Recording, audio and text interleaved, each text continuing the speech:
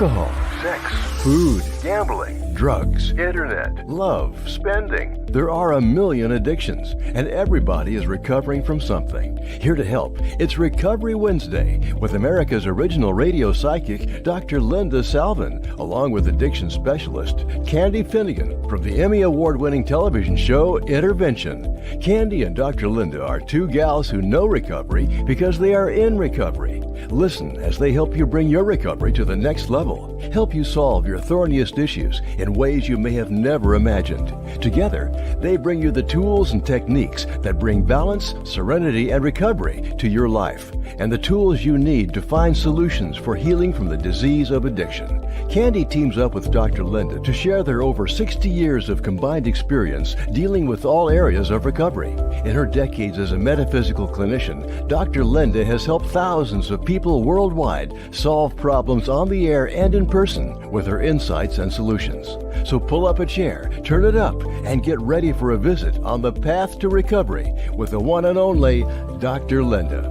And now, live from Los Angeles, ladies and gentlemen, Dr. Linda Salvin and Candy Finnegan.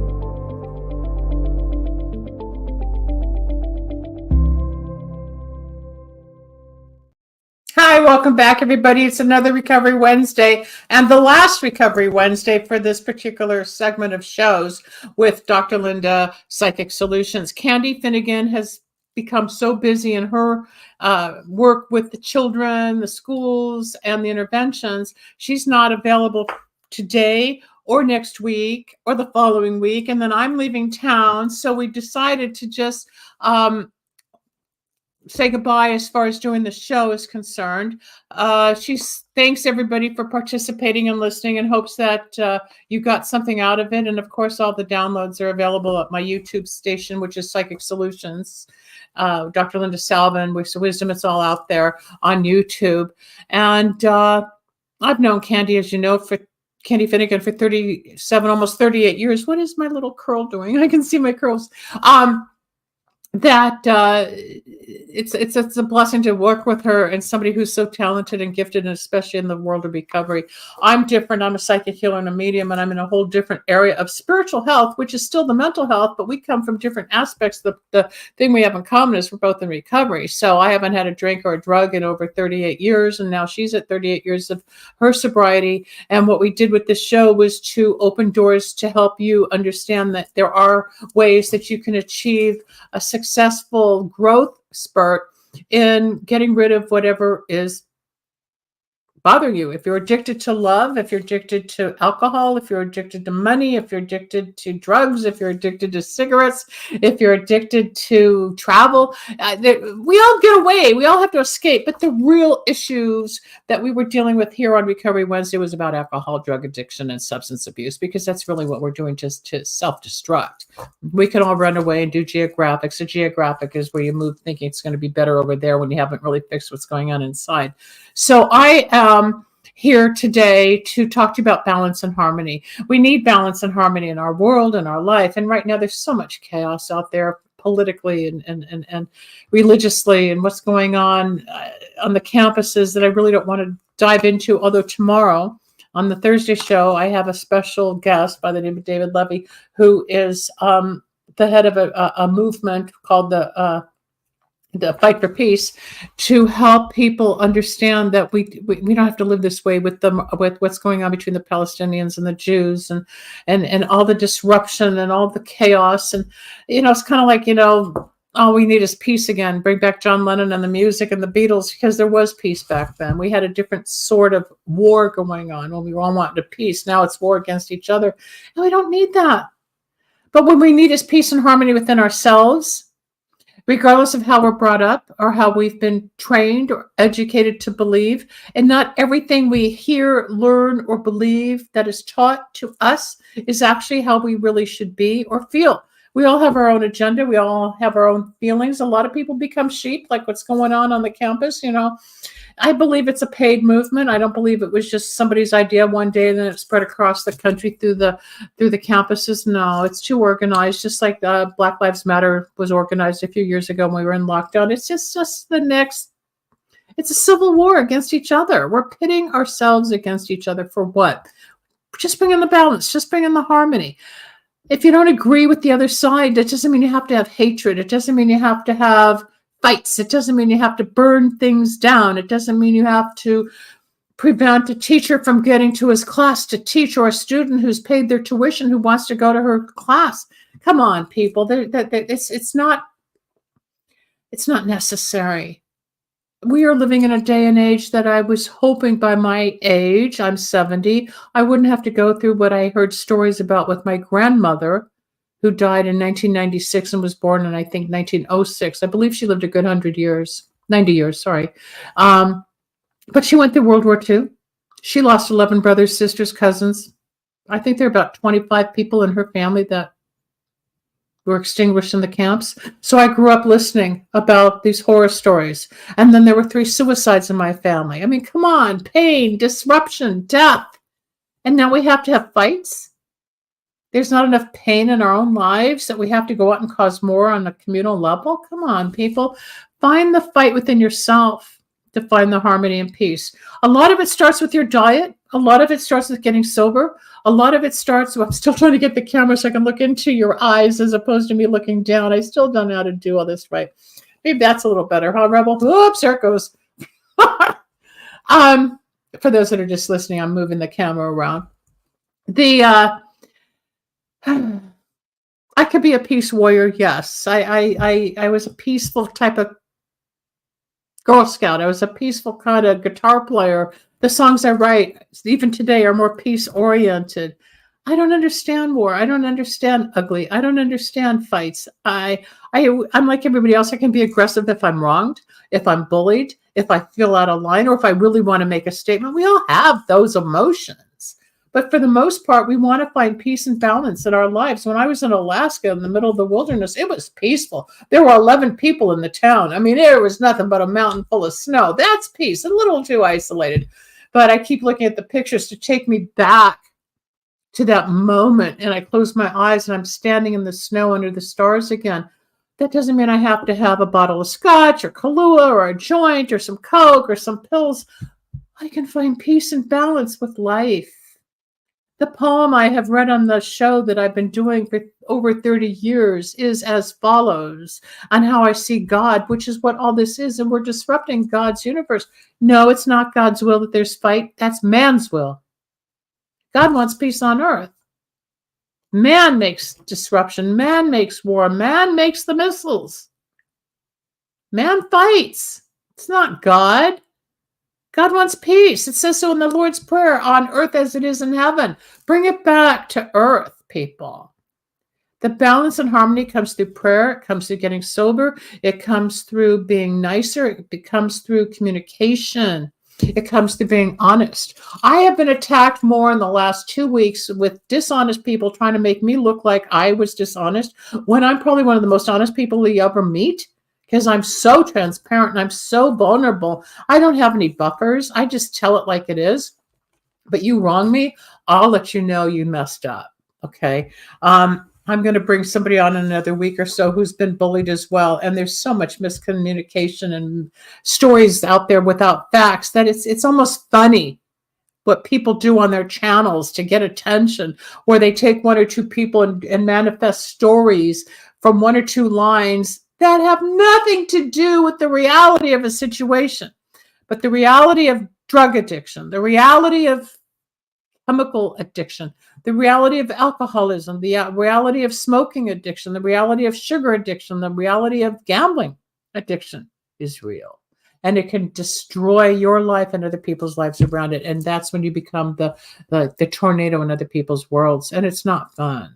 It's not fun. And the ups and downs we have emotionally anyway are just part of what happens. But you let go of the drug or the drink and you learn to trust that there is a power greater than yourself, as like looking for God and you can't find God. And that's where my butterfly poem comes in. And it says, God, are you real? The child whispered, God, speak to me. And the meadowlark sang, but the child did not hear. So the child said, God, speak to me. And the thunder rolled across the sky, but the child did not listen. So the child said, God, speak to me. and a star shone brightly, but the child did not see. So the child said, God, show me a miracle. And a child was born, but the child did not know. So the child said, touch me, God, show me you're real. Whereupon God reached down and touched the child, but the child brushed the butterfly away and walked away unknowingly. How can that not be God? How can you not find peace in something so beautiful as a meadowlark or a star, a child, or a butterfly? It's simple, but no, let's go have chaos. No, let's go have hate. No, let's go have anger. No, let's go have lies. Let's go make them right. Let's make them wrong. It's so stupid. It is just so stupid. It's uncalled for, but everybody has to be right. Everybody has to hold their position. I just got a letter where I'm going to probably take it to court because I have been accused of something that I wish I had a camera recording everything to prove I am right, and I am being accused of something that is wrong. It's not a big deal, but it's still, I know that a line's been crossed. And there's certain tasks or issues I will take up and fight to have the last word, and others will just let it roll off like, water off a duck's tail, as they say. Just, it's no big deal. If you're listening and you want to call in, I would love to have a phone call or a chat with you at 561-623-9421. Feel free to ask a question about recovery, balance, harmony, what's going on in your own world. If you want to join the show, please do. I will let you know now that, as I said, Candy Finnegan will no longer be on the show because of her job.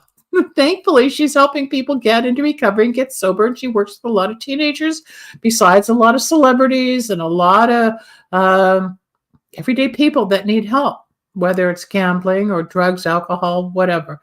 So I'm going to switch this show and bring it more into just psychic solutions. So 3 days a week for now, it'll be me with my guests, whether it's music, whether it's healthcare, whether it's political, or whether it's literary. I don't know. I'll just keep doing my show. I would love to have the phone ring off the hook.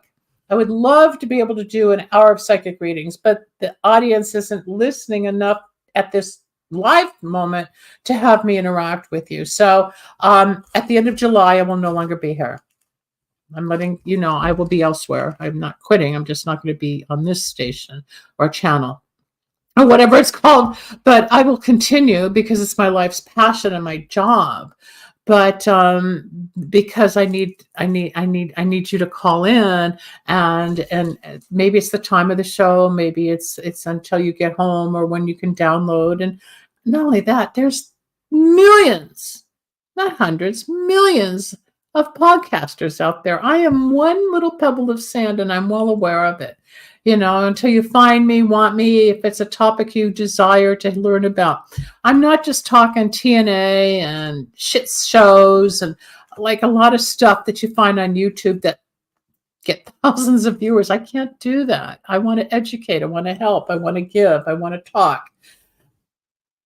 If you want those other kind of shows, keep listening to the millennials and that. I'm a little older than the millennial. I come from the baby boomer generation, and I know what it's like to have been addicted because I had an addiction for 19 years of my life. I drank, I smoked dope, I was addicted to diet pills, I smoked cigarettes, and one by one, by the time I was 38 and a half years ago, I decided I'd had enough. I stopped. I had to stop taking diet pills on my own, and that put me into a tizzy. You can't just stop amphetamines cold turkey. But back in 1978, I didn't know any different or how to get help. It didn't make sense, and the recovery field hadn't really opened up. And when I grew up, it was normal to give people diet pills to stay thin. I'm not thin. I'm thinking about Ozempic. Then I read all the side effects of Ozempic with the face falling in or the boobs falling down or I won't get pregnant, but because I had a hysterectomy many, many years ago, so I can't get pregnant. But there's a lot of side effects that are now coming out because the wonder drug of getting everybody thin also makes people sick. There's always a price to pay. So I've gotten to a point where I'm kind of comfortable in my own skin finally. I like to be smaller, yeah, because it looks better, I think, but I feel okay. But that's because I've done the inner work. When you do the inner work and you realize that you've got resentments and fears and anxiety and guilt and grief and anger towards the past, and he did this and she did that, and my family did this, and my ex-boyfriend or wife or girlfriend or whoever, or friend, it's big. We internalize it all. We internalize it. If you go back to yesterday's show when I had the magnificent Don Wilson on with me, and he was sharing his experiences of knowing Elvis Presley. Yeah, go listen to that show. It's pretty cool. His dad and sisters were killed in a car when a train hit them, and he was 10 years old when he was orphaned. And he was told at the funeral by a relative, don't cry. Texans don't cry. So here's a 10-year-old boy holding in his emotions for a couple of years, and his body exploded because the swelling and the kidneys got infected because of the emotional metaphysics aspect of him went into such shock and trauma by not releasing the trauma and the emotion. He got sick. Doctors at Baylor University, as he was explaining, couldn't help him. I understood it immediately. It's like taking a pin and you let it all out. He finally started crying one day, and he couldn't stop for a long time. And that's what happens with grief. But he had an extreme rare case that the body's fluids backed up, that he wasn't digesting properly, that he wasn't assimilating, and even his bloodstream or the urine expulsion or anything to have the body work. The body's like a car. We have different systems of regulating as to what goes in and what goes out, and how the heart beats and where the blood goes, and why we see and how we pee and how we eat and how we let go and how we feel. And it's all a machine, like a car. If you're a car fanatic, you open the hood and there's a carburetor and there's a hose and it's all attached, and somebody get behind the wheel or a plane or a tractor and it works. A doctor or somebody trained in anatomy and physiology understands how it works. I do a lot, not all, but a lot. I understand the inner working of the body. As a metaphysician, I have learned over the last 40 years how to heal people from the metaphysical perspective, getting into the emotional aspects that causes physical disease. That's where I come in as a metaphysical healer. Don was talking about how he was healed by somebody who put energy at his back where the kidneys are. And I understood that. We were like this yesterday on the screen, because there's more to just the physical. So balance and harmony is part of healing you, me, us, the world. Whether it's on our personal level for health, communication with family members, trying to get a point across, just like on the campuses, trying to get a point across. There's no balance and harmony at the moment, but it will calm down again. But you take the collective of all these hundreds and hundreds and hundreds of students nationally and internationally. I was talking to a friend in Spain yesterday, what's going on in Ireland and England and France, everywhere. Israel, of course. But each human being, you, me, need our harmony and balance checked. We have to let go of what we don't need. The past is over. We can always remember. We always have memories, but to dwell on it, I am responsible for having dwelled in my past for a while till I finally worked through the emotional attachment that was giving me an imbalance or disharmonized feeling toward whatever I was focusing on. Once I came to terms and the acceptance was there, I was able to find more peace and balance within myself. So if I'm more peaceful and balanced within myself, I can present that person to you as an educator, as an enlightened person, as an influencer, whatever you want to tag this gift I have, or talent, or career, or ability, my calling. It's not because I just woke up one day and did it. No, I had to work on myself to get there, just like you do. If you're drinking and you can't stop drinking, or you're smoking and you can't stop smoking. I had Rocky Rosen on a few weeks ago on the other show about the cigarette whisperer. Go look at that show. He will help you stop smoking in 4 days. It's an addiction. He said it was the hardest thing to do in his whole life. He's sober. It's not easy living without a buffer. You can read all the time which actor and actress or politician or teacher, everybody's addicted to something. And then you find out that you can just be addicted to spirit and addicted to healing and addicted to being a good person. If I could, I would go talk like this to every campus across the country and say, come on, enough already. You're going to have the naysayers over there. You're going to have the clappers over here. And it's not going to happen. It's split. But you're not. And neither am I. You may have opinions politically. That's fine. I'll go for it. I'm talking for you as a human, as to what you've experienced, what you're holding on to, why you're still addicted, why you're still abusing, why you're still blaming, why you're still hurting. Why do you still hurt? Okay. That's basically what Recovery Wednesday has been about. You don't have to abuse drugs. You don't have to abuse alcohol. You don't have to abuse spending money. Candy's working with a huge gambling problem with a client right now. She's told me about it, and she's doing some great work with this person who's finally in recovery. I have a friend whose daughter is in recovery now for 6 months after being in jail. We've talked about it on the air. We've alluded to it. And there are some real serious psychotic breakdowns out there. You don't have to get to that level. You don't. There's ways to get help. The hardest part is asking for help, admitting you need it. We're too prideful. We think, oh, no one's going to help me. Nobody understands. Nobody's there for me. And all the little chit-chat that goes on in our brain, and we banter back and forth. I heard somewhere somebody say, all the words in your head is only heard by you. Makes sense. No one else hears what's going on up there. And there's a committee. There is chit-chat.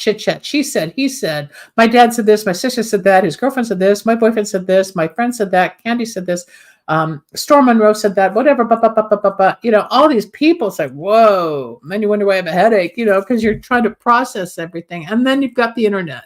Then you've got the phones. Then you've got the TV. And then you've got the radio stations. Then you've got the podcast stations. It's talk, noise, stimulation to the point you gotta go, whoa, where's the peace and harmony in all this? Because everybody's out there doing something now. Never was like this in earlier days, especially before the internet. We didn't have this communication ability, but we have it now. So how do you unplug? How do you get some balance? How do you get some harmony? If you're drinking and you want help, there's a 12-step program called Alcoholics Anonymous. The first step is to admit that you have a problem, that you want help. And it takes time. It's not going to happen overnight, but give it 90 days. If you don't like it after 90 days, go back and try some more research and see what feels right. It only gets worse. It gets worse if you come back and try to do it again. Harmony, balance. If you work all the time and don't take time to look at the birds or take a walk or take a vacation or go out to dinner or something, where's the balance? You can't just work all the time and then go to bed. Some people do. Last night I was exhausted. I went out to dinner and I said, oh my God, I'm so tired. So I did healings, I did radio, I did programming, I did 12 or 13 clients. Readings, it's a lot. But I had to get out of the house and I had to just chill and I had to get some protein in me. And then I had to have some conversation and start listening to someone else's day and get out of myself to just find the harmony in the moment, people. It's not hard. But we're all so important to ourselves that we forget that that person has a story and that person has a story and that person has a story and this one has a need and this one has a want. And it's hard to satisfy everybody and give everybody an amount of time to hear their ideas or their needs. But when you really are tuned in, you'll listen. Balance takes over and harmony subsides within as a result. When you dig deep through the emotional problems and you dig deep into the past, or you dig deep into the addiction, or you dig deep into the truth from the deception, you will find balance and harmony. The hard part's getting honest with yourself. The hard part's admitting that you made a mistake. The hard part is that you have to live with yourself. The rest of the world doesn't care. They'll walk away, you walk away, they want more, you don't want more, whatever. Somehow you find your, what today's language is, the village, your clique, your group, your whatever. And we go through that in grammar school and junior high and high school and college. You go through different groups of people. Some people walk that whole lifeline with you and some drop off somewhere along the way. Sometimes I've had friends that lasted the first 50 years and now they're gone. I've had friends that, I've seen one girl in New York who was one of the first psychics I ever met in 1992 or 1993. I happened to be in New York and I reached out. We've been in touch, of course, and she's been on the show and I'll have her back. But I said, I'll be in Long Island. You want to have dinner? Yeah, so we've got dinner planned. Certain people you don't have to talk to all the time, but there's an understanding of unconditional love and friendship. And it'll be nice to catch up. I was in New York. I saw her in Long Island in 93. She's been out here since. And then I think 20 years have gone by. We haven't seen each other in person, but we've seen each other online, but we keep in touch. And you have those relationships, right? So life's a journey, and it's not like you've got a picnic basket just of pink eggs. You have blue and yellow and green and polka dots and stripes. You got a whole mix of things in there. It's like I'm always saying, if it's life, it's like a picnic basket. You got to get your food and your sandwiches and the Cokes and drinks and your cups and the napkins and the spoons and the forks and then you got the your basket. You're going to go somewhere, so go to the beach or go to the mountains and lay it all out and see what you've collected, which is your life, who they are, what they are. Who wronged you? Yeah, a lot of people have wronged me. A lot of people have hurt me. You bet they have. Do you think I fought? Oh, I did. Did I cry? Of course I did. Have I gotten over it? Most of it, yes, of course. But that doesn't mean there aren't battles. There's a battle every day. Every day we find battles. Or as Rebel, the producer, you can come on because I can't do this for the next half hour, is to... I get frustrated with all this techie stuff. I cannot stand cables and computers and monitors and headsets. I'm not a techie person. I have somebody come put it all together, show me what button to push and how to do it, then I'm fine. But have me open each box, put it all together, make it all work? No. So Rebel, what do you do for peace and balance when you've got 12 hours of work, you're studying law, you have and you've got emotions and you're trying to hold it together? At least we're out of the retrograde, so it's a little calmer this month, but it's hard. You can't just Definitely say, I'm in a peaceful area today. It doesn't work that way. It doesn't work that way, and it's never easy. What I find things to do that's a creative outlet for me, whether it's writing, working on my comedy, working on my personal shows.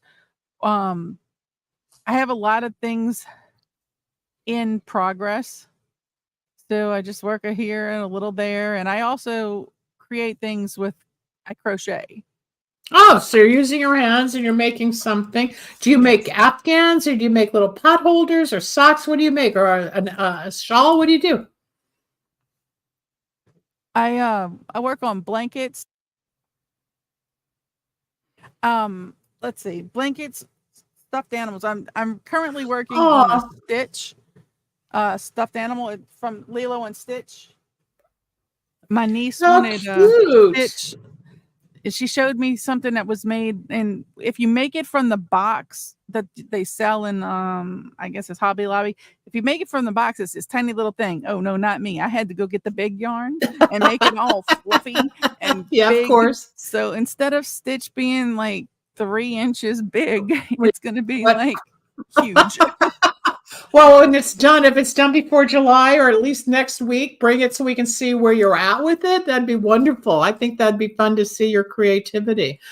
It'd be good. My book, I'm finally reading the manuscript, so we should be in publishing hopefully in summer. There's so much I've got to edit, but that's part of the process. At least the book is done as far as like at least 90% of it with my editor. And that's like with you. We have projects. But if you're not balanced, you can't get the project done because your brain is overloaded with, I got to do this, got to do that. You got to prioritize as to how you're going to get to the next step in order to make it what you want, right? We all have to prioritize, and then you find the harmony. A lot of harmony comes in just doing your passion.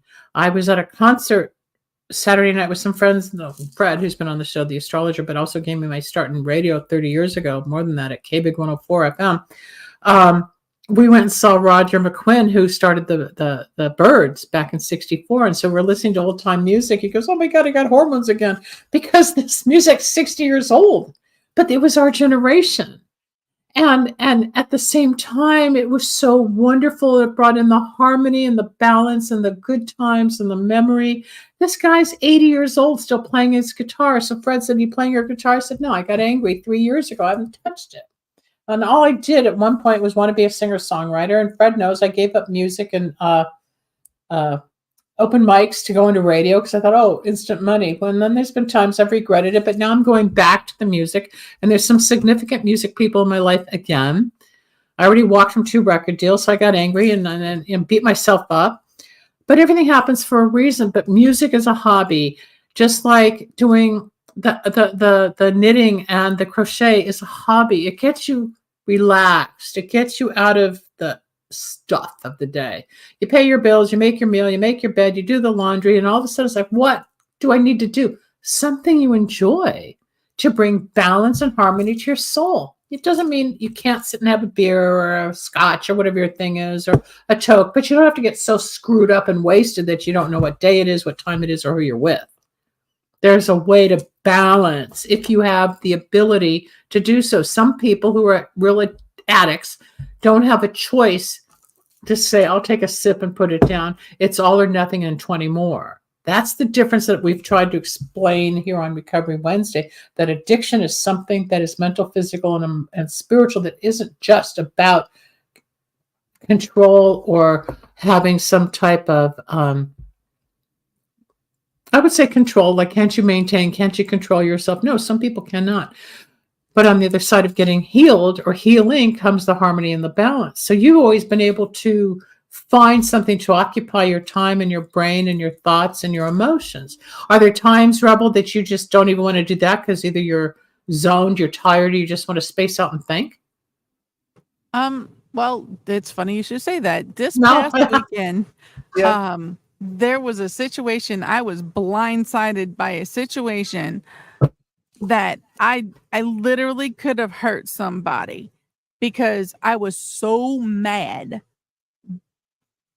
It's funny, it has to do with law, which even pushed me even more. 'Cause it's like, I need to study even harder now because it showed the miscarriage of an injustice that people have to go through for an accusation that they didn't even do.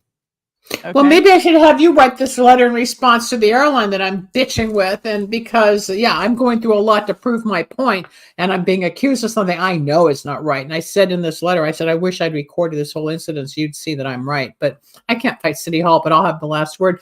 But when you start to see injustices and you start seeing what you know, especially if you're going to take on cases later and you're going to represent somebody and you have to see the truth as you see it to best represent them, and it's wrong or you're being challenged, it's hard because that anger comes up. It's like, no, you're going to listen to me.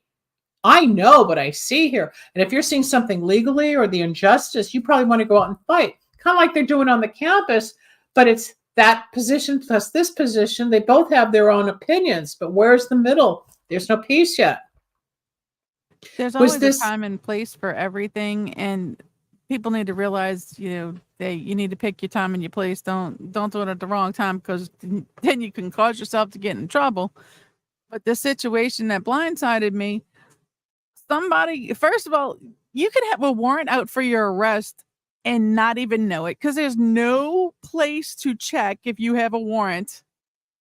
So it's like, okay. They don't send you notices. They don't send out notices anymore. Unless you get busted, and then they look in your record and say, oh, you haven't paid this and you've got a warrant here. That's usually what I hear, that people find out under a situation where they're getting busted. The hard way. Exactly. It's like, first of all, people get stopped for a routine check. There's no such thing as a routine traffic stop. If you are going to you have to have reason. They're supposed to have reason to stop you. Either you were speeding, you have a light out, something. Or you're swerving, something. Yeah. No reason whatsoever happened. Did you get stopped?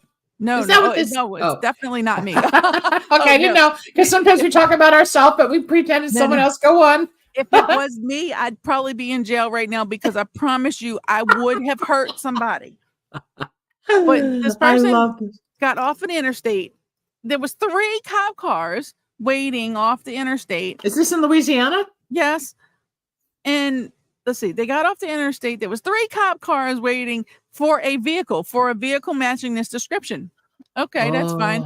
Okay. And then when you roll in your window, you ask, who are you? And the person said, well, I'm this person. They said, okay, step out of the car. You're under arrest. Like, No excuse me? forewarning, but they already had it in the system that they had to watch for Joe Blow in a blue Camaro, license plate, blah, blah, blah, traveling eastbound on yada, yada, should be at that destination around 3 p.m. And there they are, right? They had it all planned. So here, folks, when y'all are driving, there's these things called cameras that scan your license plates. Yeah. And they scan for license plates. And if this license plate matches something in the system, well, the best part is the person was driving someone else's vehicle. So that wasn't the thing. That wasn't the case. Wait. So the vehicle was in trouble, but the actual driver wasn't the person they were hoping to bust. Well, sort of. But the vehicle is hardly ever in a different parish. This is like 5 parish differences. Okay, parish is what we call what y'all know as counties. Here in Louisiana, we call them parishes. Yeah, we don't have parishes out here in y'all, California. No, y'all. Louisiana is the only one that has parishes because we have a different law than the whole country. We are under Napoleonic code, whereas, oh man, I looked it up. Civil code. Everyone else runs off of a civil code, I think it's called. I should know this, but I forget every time. But I do know Louisiana runs off of Napoleonic code, which is different than every other state in the union. But anyway, so this person's driving, they get pulled over, they get arrested, did not get their Miranda rights read. Yeah, I know, see? I'm telling you, it started with a bad thing. No Miranda rights read. The parish that made the arrest can't do anything but hold you because they're not the ones that want you. So they can't really do anything with you. But is this a friend or a relative that gave you this whole scenario? This is somebody I know, yes, that had me. Oh my God, go on. The case. So they get arrested. Don't ever try to get arrested on the freaking weekend because there's no court in session. You are stuck where you're at. Do they put him in jail? Mm-hmm. Yes. So you go to jail till Monday, right? But they call and say, well, when y'all going to come? This is a 2-hour drive in between the distances that they need to be where they're at and where they got to get to.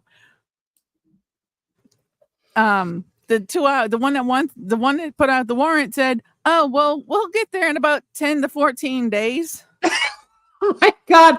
Okay. What is the actual, problem that this car drive? Yeah, what's the warrant about? What's the criminal mischief? Which means what? It can mean anything from throwing rocks. No, it could mean anything from throwing rocks. Which, if your car kicks up rocks, that could be throwing rocks. Oh, like it's my tire's fault. Yep. So and I hit your car. There, beware, because now that I know this is ridiculous. If I get another rock pack and I have to replace another windshield, I promise you, I will track the sucker down and videotape the license plate and then have them charged with criminal mischief. Oh, but wait, don't make a false police report because that too is criminal mischief. It is a misdemeanor. A misdemeanor. Let me be not a felony. You're going to be a hell of an attorney when you get there, Rebel. My God, you're going to have a field day in court representing people. You're going to love it because I can fight either side of it. But this one's really good. Okay, so they saying it's going to be 10 to 14 days before they can transport the person. Guess what? You're supposed to see a magistrate within 72 hours of being arrested. But there's a clause. What's the new clause? The new one is you can only see a judge at the place that you're actually the warrants for. So you could sit in jail for 10 to 14 days. Especially if you're in the wrong community or parish.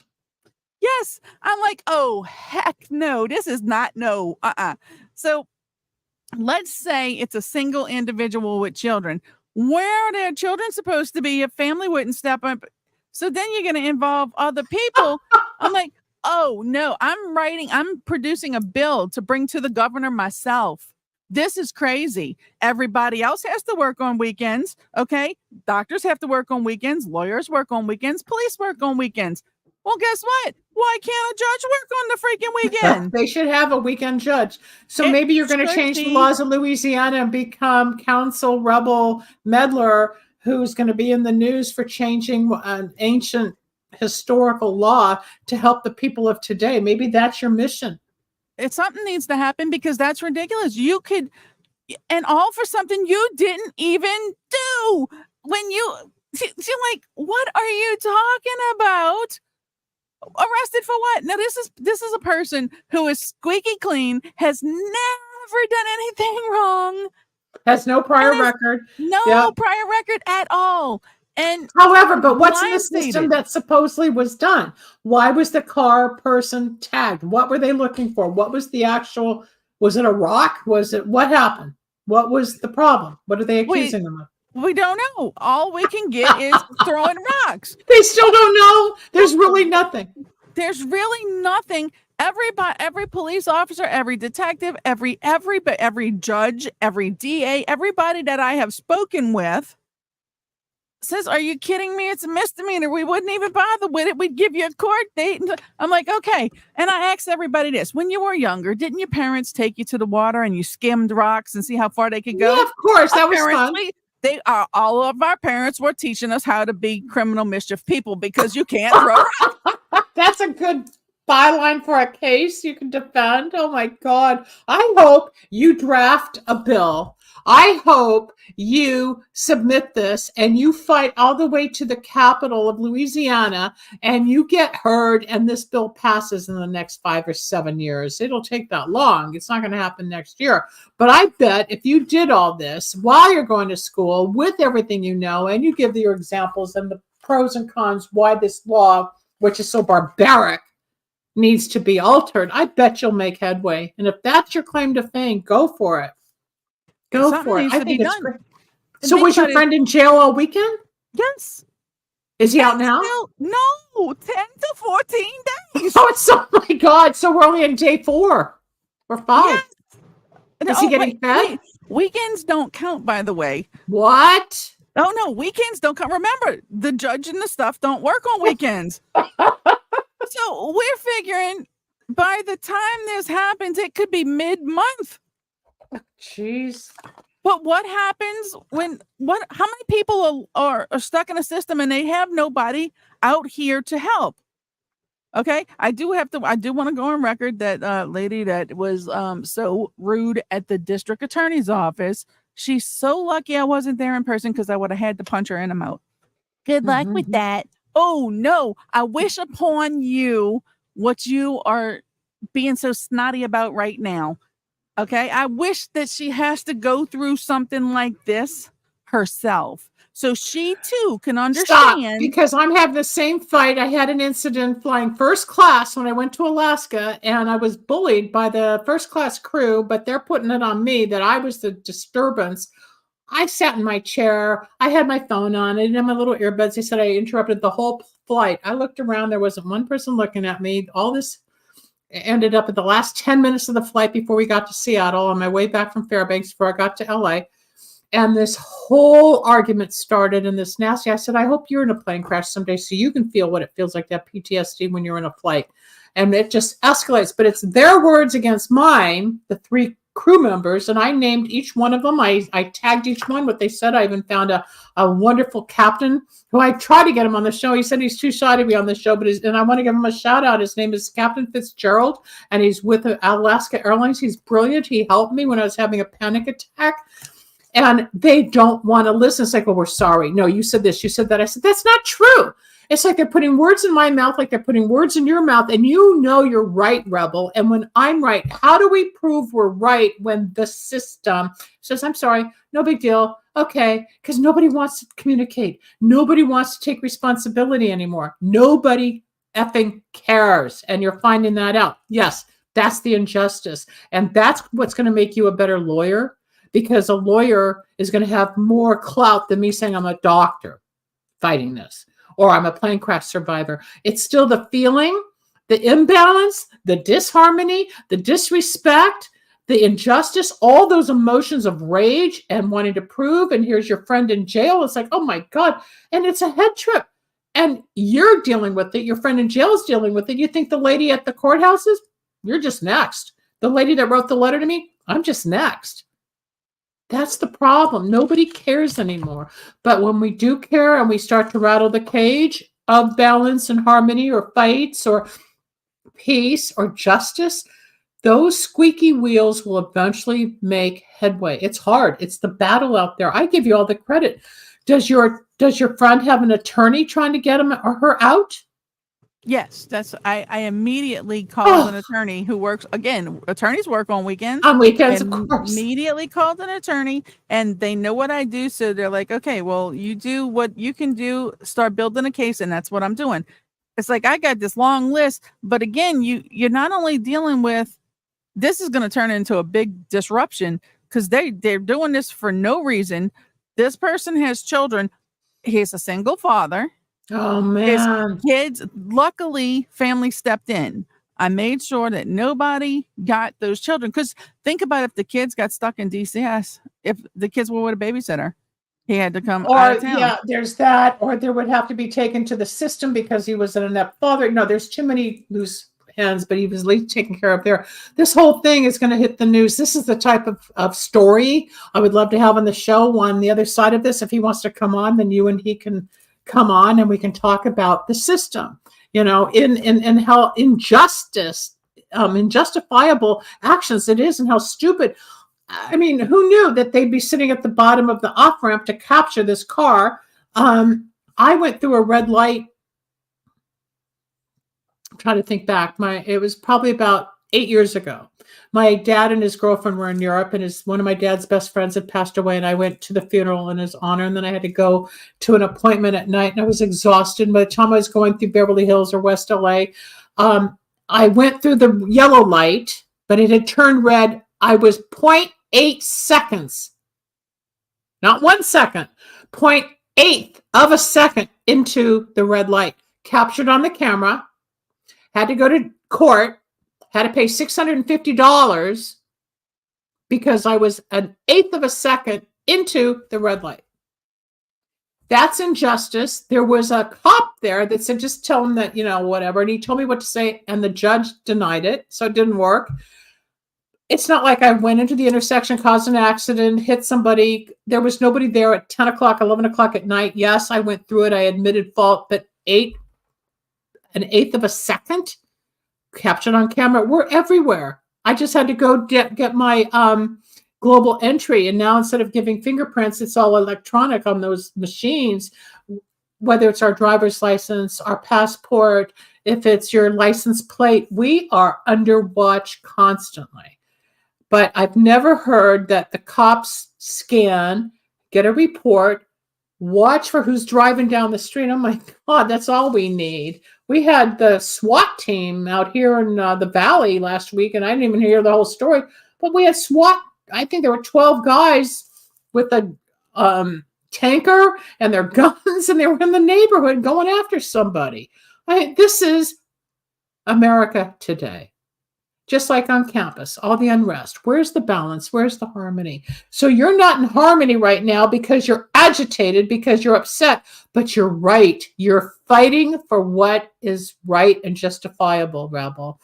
And I know we're almost out of time here. We got a few more minutes to wrap this up, but it's still, whether it's peace and harmony and you're going to sit on a mountain and meditate, or you're not going to drink alcohol or do drugs or smoke cigarettes or binge on food and throw up or take laxatives or whatever the thing is to get rid of the emotions. The healthy part about what Rebel's doing, okay, so she's crocheting, she's using her hands, she's not ingesting stuff, so she's so inebriated, or the person driving the car wasn't caught under the influence of drugs and alcohol. They were caught for something so stupid like maybe rocks. Where's the balance? Where's the harmony? Aren't there more important things going on in the world than all these idiosyncratic issues we focus on? We focus on, like, why is abortion being taken away when we've got crime, homelessness, the borders, taxes, inflation? We can go on and on and on. But for a guy to be tagged in Louisiana, you have every right to be agitated, upset. And I can't wait to hear how this comes out. Then you're going to be more at peace. You're going to be more harmonious because you got the job done. But you're not going to self-destruct. You're going to feel those emotions. And that's the beauty of being clear, is where you can express because you're not suppressing the feelings. That's Rebel. rebels rebelling against the system, and I think it's beautiful. I think next week I'll have you come on the video, Rebel, and you'll come on. Get your friend if he's out of jail by then, and we'll have a show. This is to be continued. I am Dr. Linda Salvin. Rebel, this is a great way to integrate the overall picture of balance and harmony, and it is part of recovery. Somebody's in jail, you want to help them. We all recover from something. Now you're recovering from the system, recovering from agitation, you're recovering from injustice. Not just drugs and alcohol, but you don't have to get loaded to deal with the problem. I'm Dr. Linda Salvin. That's Rebel Medler. This is Recovery Wednesday. We'll be back tomorrow for Psychic Solutions with David Levy. We'll be talking more about what's going on that isn't so peaceful. Thanks, everybody. See you soon. Thanks, Rebel. You're welcome. Have a good one. You too. Bye-bye. Thanks for joining us. We hope you enjoyed Recovery Wednesday. You can reach Dr. Linda at 888-509-1077 or at lindasalvin.com and Candy Finnegan at candyfinnegan@aol.com. Need a breakthrough of your own? Ready for answers or insights nobody else has? Reserve your own one-on-one in-person chat. Dr. Linda isn't just for other people. Dr. Linda gets results for you. And it's easy. Contact details are on screen now. Just click on lindasalvin.com or call toll-free 888-509-1077. That's lindasalvin.com or toll-free at 888-509-1077.